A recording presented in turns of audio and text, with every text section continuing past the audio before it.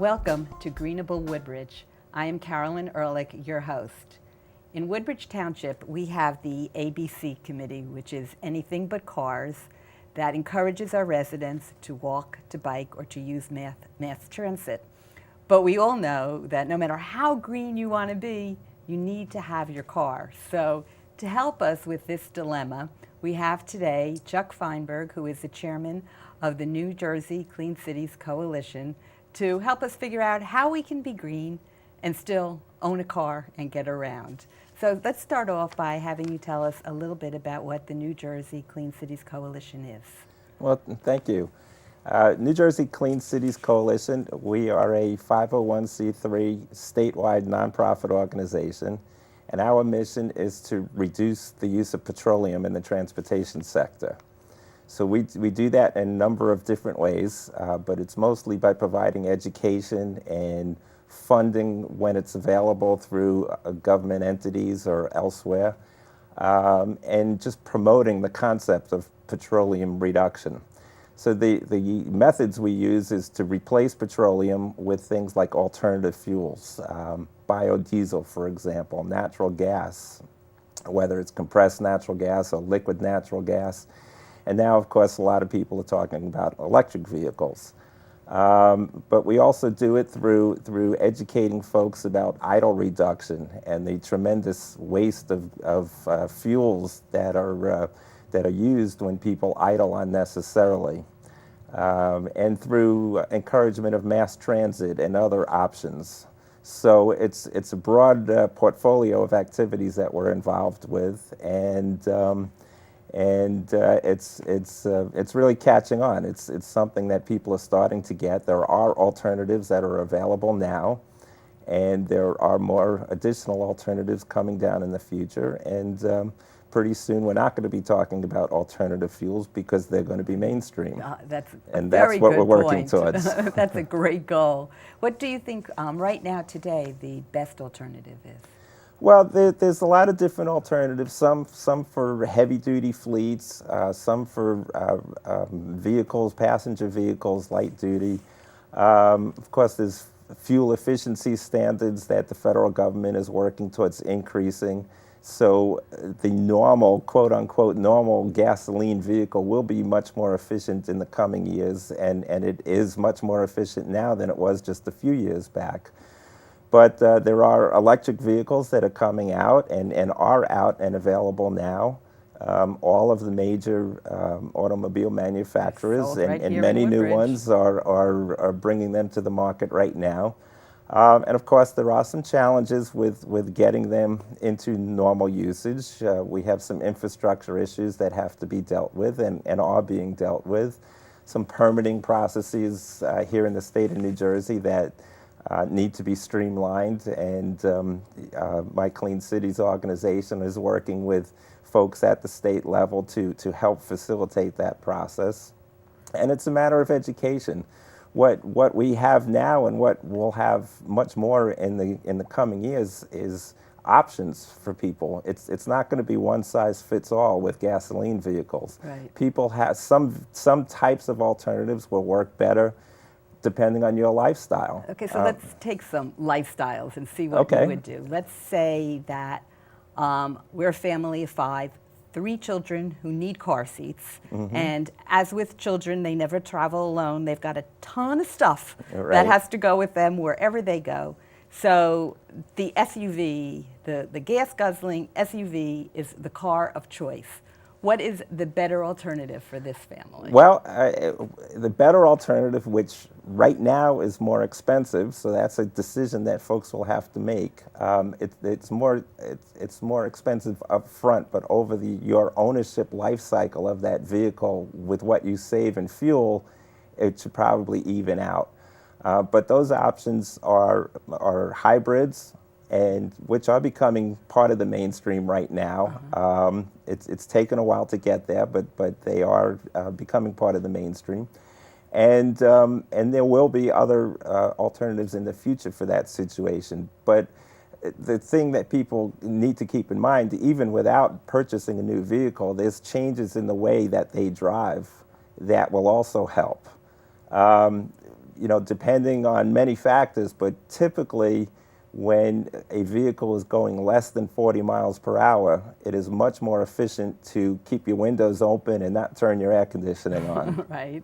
But when it's over 40 miles an hour, because of the wind drag, it's better to turn the air conditioning on and to close your windows. That's interesting. I didn't know So that. back to the idling issue, many times it's kind of an old wives' tale that people think it's more efficient to leave the engine running if it's only going to be running for 2 or 3 minutes, but it's not. It's much better for the engine and for the emissions and for the fuel economy to turn that engine off and turn it back on when you need it. We had done a fairly widespread anti-idling campaign. But one of my pet peeves, and I don't feel like we've been totally successful in this area, is outside of our schools, which is with children with asthma. It's really where a concern is the greatest, not just from a gasoline point of view, but from a health point of view.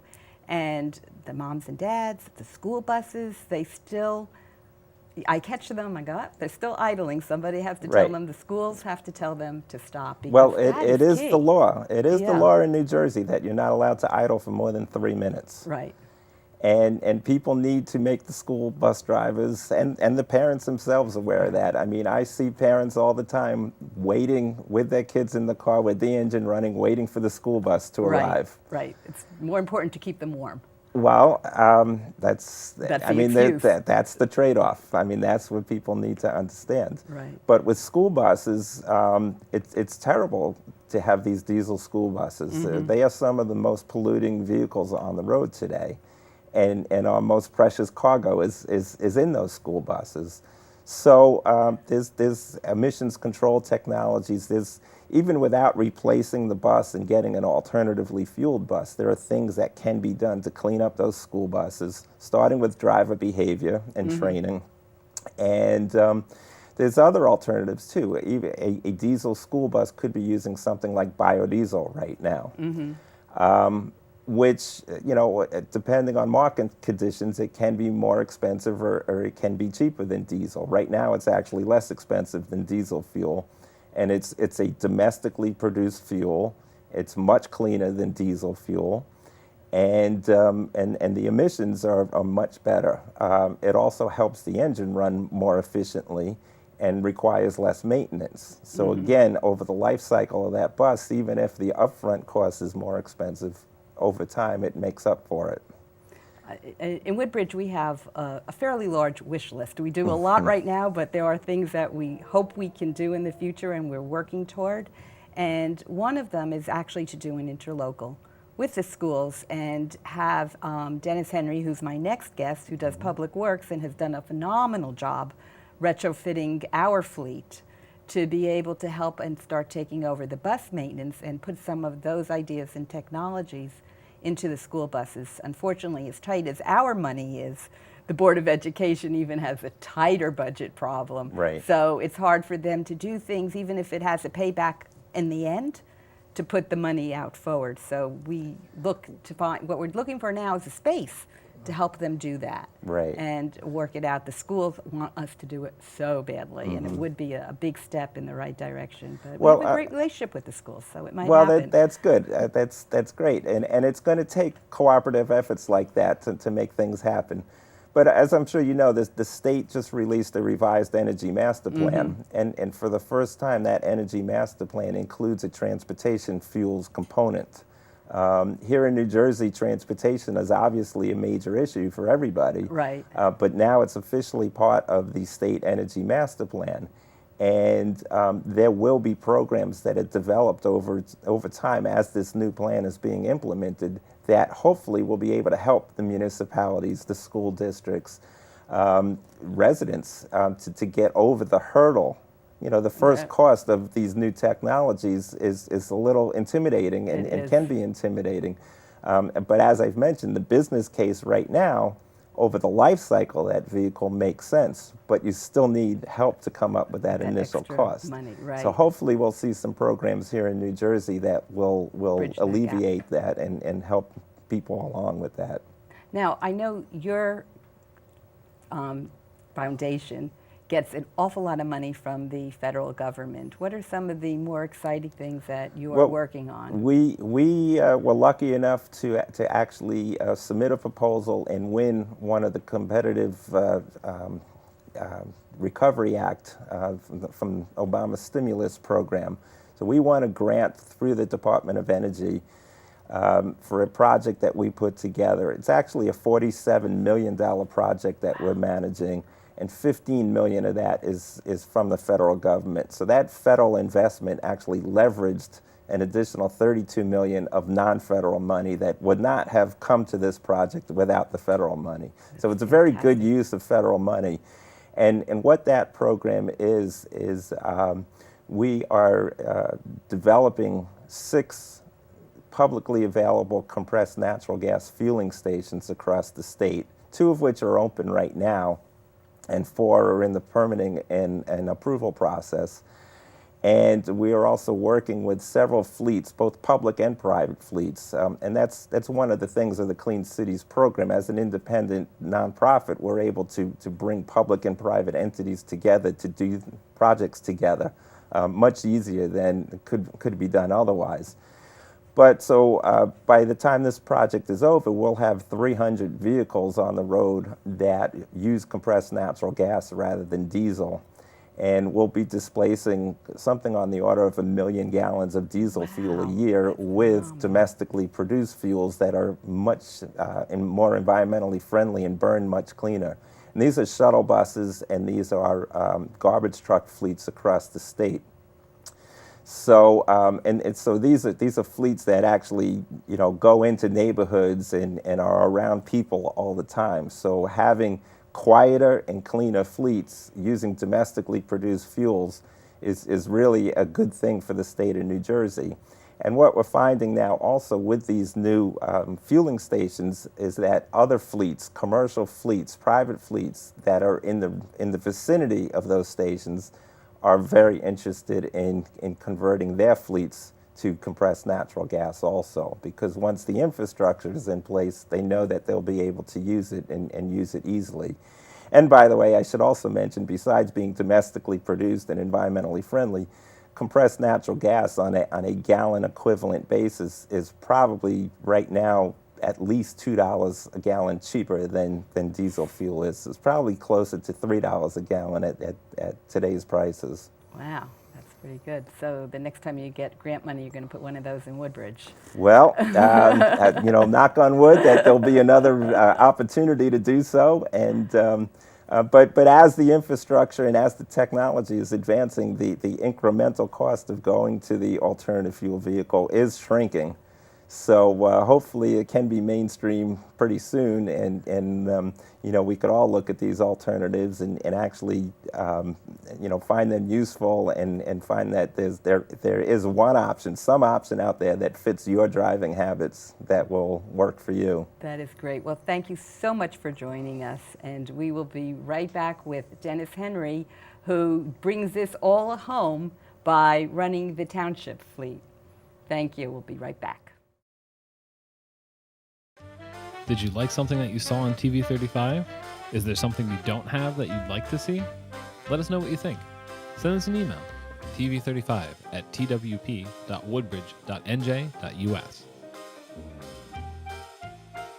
The Woodbridge Channels, bringing your community home. Welcome back to Greenable Woodbridge. I often get asked to speak all around the state talking about the successes of Greenable Woodbridge. And one of the things that I always say is that we were already sustainable. We just didn't know it. We had people like our directors, like you, and some of our council people that were real visionaries and were already doing the right thing and implementing green practices, but we just didn't have like an umbrella around it. So when we created the Greenable Woodbridge program, it was like we put this great big giant green bow around everything we were already doing. And we were able then to talk about it in a coherent way, get our residents interested in it, and help us implement all of these things and take it at least 1 or 2, sometimes 10 steps further.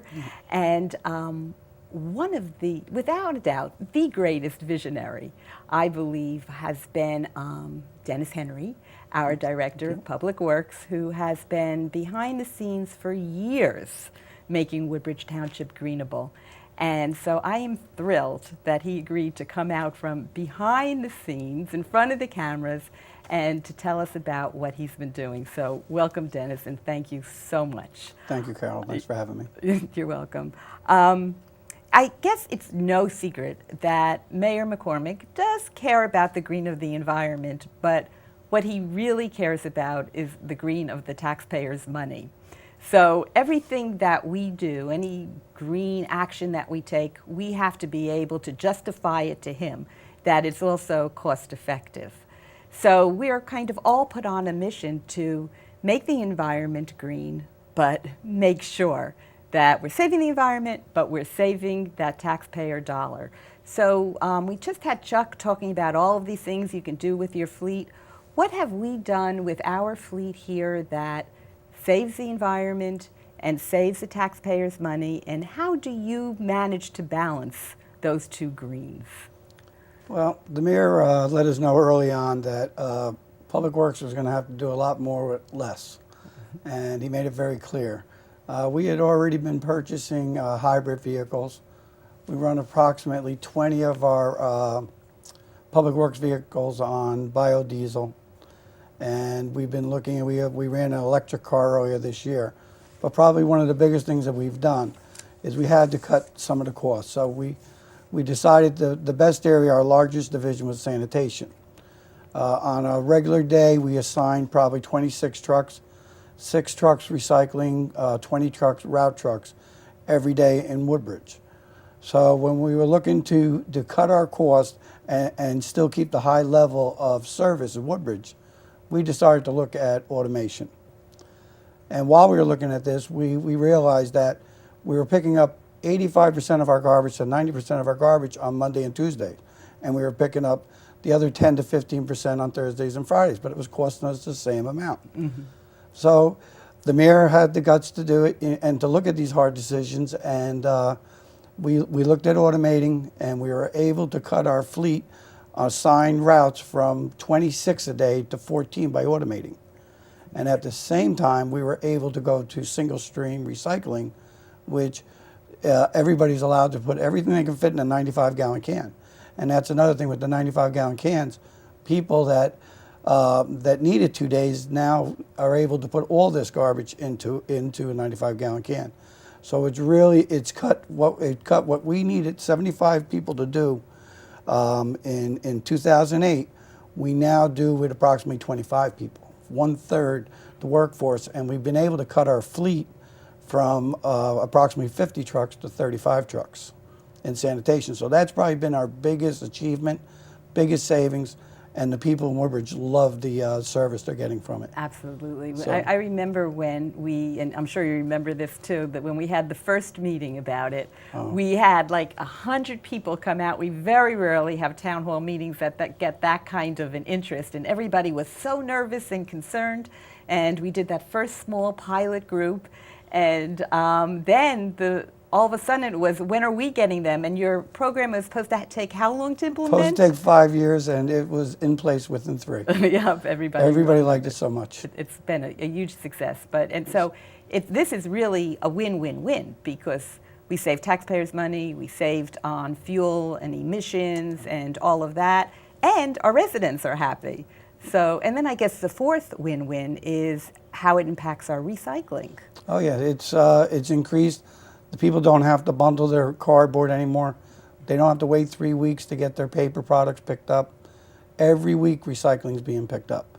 And it's all the items, it's easier, it's definitely impact our recycling. How much are we recycling now as compared to before? In 2008, we were recycling about 8,600 tons. Mm-hmm. In 2009 to 2010, we went up approximately 1,200 tons. That's a big number. That's 13% increase. Wow. And now I think that we're going to even go up further, because now we're adding more products to the recycling line, which we're excited about, and explain some of that when we get to the convenience center. I thought, let's get there right now. Tell us about Okay. the convenience center. Well, the convenience center is located down in Caseby at our Public Works facility. It operates daily from 8 in the morning to 5 o'clock in the afternoon, and on Saturdays from 8 to 4. We accept tires, we accept concrete, asphalt, all your recycling material, oil, electronics, computers, batteries. We take it all. And now we've added another, rigid recycling. And this is something that we've been putting in the garbage for a long time. It's your plastic lawn chairs, plastic pools, your plastic tables. Anything that's too large to go in a 95-gallon can, you can now take down to Public Works, and we'll put it in a container and we recycle it. And this stuff all used to go. We're thinking we're going to get another 5% recycling out of this. And we can't keep the containers because they fill up so fast because people just didn't know what to do with them. And with the convenience center, we used to have a problem with illegal dumping throughout the township. We don't. It's not a problem anymore. So people don't mind coming down and getting rid of it themselves. And We have I understand on Saturdays you actually have a group that hangs out there. It's Well, a we little do. social. It's become like a social affair. But we have people that commute all week, so they don't put out the recycling garbage. They come down on Saturday morning and they bring their cup of coffee and they go to the recycling bin. They go over here and they get rid of all their stuff while they're there, and they're in and out. And this way, during the week, they don't worry about it. But it's on the weekends. We have everybody. People are doing more work around their houses and on their lawns now because they know how to get rid of it. They just bring it down. So it's really, the people love it. So this is where you go if there are things that can't be recycled, on the curb. They can't go to the landfill, so they can't be in the regular garbage. This is what you should do with those If you, things. like now we never recycle toys and things like that, hard plastic. If you can fit it in a 95-gallon can, put it in there. We're taking the egg cartons now. We're taking the little soft drinks, the squeeze bottles that the kids drink. We've expanded all the recycling. I mean, it's great. It's great news. It's really going to help us out. I mean, we've been, with our recycling tonnage going up, our solid waste tonnage has been going down. And it's really impressive to see how much this single stream. Woodbridge is one of the first towns in the whole county to go single stream. And at the time, it was a little scary because everybody said it wasn't going to work. And now everybody's starting to go. The South Jersey's going, and now we're seeing more and more communities in our area that are looking to go single stream. So you're starting to recycle so much that it's actually easier to say what you don't recycle than what you do. And that's really small. I mean, that's possibly anything that, like a pizza box where you have a lot of food contamination. You want to throw that in the garbage because there's just a little bit too much food. If you're using cardboard to collect oil under a car, it's really not recyclable because you've contaminated. Right. But almost everything else now is recyclable. I mean, it's amazing what they're taking now and the technology they have to reproduce with the plastics that we have out there now. So, and then there's another thing about the recycling is that you're not doing all of these trips to the landfill. Correct. And that uses gas, it's wear and tear on our trucks. Do you want to talk about that a little bit? Well, before we automated, we had 6 garbage trucks every day went out and picked up recycling. So these trucks were running back and forth to the landfill back to the mill every day. By automating, going to once a week garbage, and by going with single stream, we now use 14 trucks. Those trucks pick up garbage Monday, Tuesday, Wednesday, and on Thursdays and Fridays we pick up the whole town in recycling. We pick the north end on Thursday, we pick the south end on Friday. The same 14 trucks. That's why when we had 26 trucks running every day, we're able to do it with the 14 trucks, and it's because of the way we changed the way we operate it. You know, we've saved a lot of money. We've cut our fleet. We've cut our fuel consumption in sanitation by 21% since we went automated. That is huge. It's huge. That's our biggest user. It was our biggest division. Wow. So. And I know you've got a new software routing system that's Yep. helped too. What is that? And that's basically what's helped us save it. When we made the decision, there was a lot of problems with the way our routes were set up over the years. As the town developed, they would just throw sections onto different routes. So you had a lot of trucks that were crisscrossing each other. You had 3, 4 trucks in one neighborhood. So we went out and we looked for some software, and this Route Smart is the same software that UPS uses Federated uses, a lot of the companies out there that have routes that they want their guys to drive, and they call it right turn routes, because what they try to do, it's a lot safer for your fleet to make right turns than it is to That's make the left way I turns. drive. Right. Well, that's the theory in this, and that's how we've been able to save, because now we had actually one truck would be picking up the stadium at Woodbridge High School, another truck would be picking up the containers. That's crazy. Right. So now in the township, if you're in there, you'll see one truck in your neighborhood. You'll see them on either Monday to Wednesday for garbage, and you'll see them on Thursday or Friday. You know, unless you live on the border of two routes, you know, You only see we've one. taken it from 20 garbage routes in Woodbridge to 14 routes by doing this. That is great. Now, the big news, and I don't think anybody knows about this yet, but this spring we had our special pickup at the regular time. It was spring that wasn't behaving. Spring came late, and a lot of people called the mayor and said the weather was crummy. I couldn't clean out my garage. I couldn't have my garage sale. So what has the mayor asked you to do? Well, he didn't really ask me. He told me that we were going to have a second bulk pickup, and he told me to try to fit it in before leaf season and try to get in with the weather, because it was a really bad spring, a lot of rain, and the people that were scheduled early really got beat up. So we're trying to do now, and what we have scheduled now is starting September 10th, we're going to start with the garage sales. We're going to start on the north end of town. That's the recycling district number 4. That's Avenel, Colonia, and Island. We're going to start in that area in a 4-week period. We're going to have the garage sales, and we're going to have the free bulk pickups following the garage sales. And we should be done in the middle of October, and we can start collecting leaves. That is great, and you Yeah. heard it first here on Greenable Woodbridge. And just before we sign off, I want to let our viewers know about 2 other great programs that are starting. You should be getting your Woodbridge news in your mailbox very shortly. If you look on the cover, there's going to be a card on it that says Buy Local, and what that card is going to do is give you discounts in many of our merchants right here in Woodbridge, because it's part of our Greenable program. It's sustainable. We have to sustain our local economies, so we reach out to you to help support them and also for you to save money. And the other thing that we're doing is a Drop a Ton program. The mayor has challenged the town to lose a ton, and he has challenged himself to lose 20 pounds.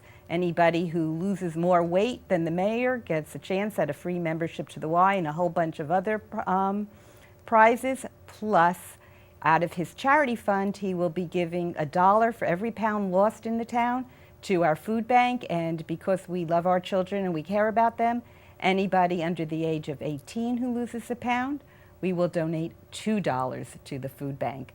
You can get more details about both of these programs on our website.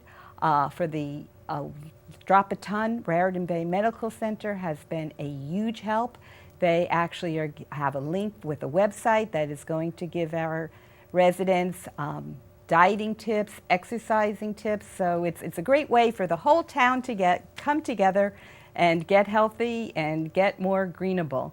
So I'm told that I'm not allowed to lose an ounce, but I'm sure most other people will probably be taking part in this. Yeah, I'd like to joke that it takes a whole village to get the mayor to go on a diet, but it actually is a village that diets together and stays healthy together is a very, very good and happy and healthy village. So thank you everybody for watching Greenable Woodbridge.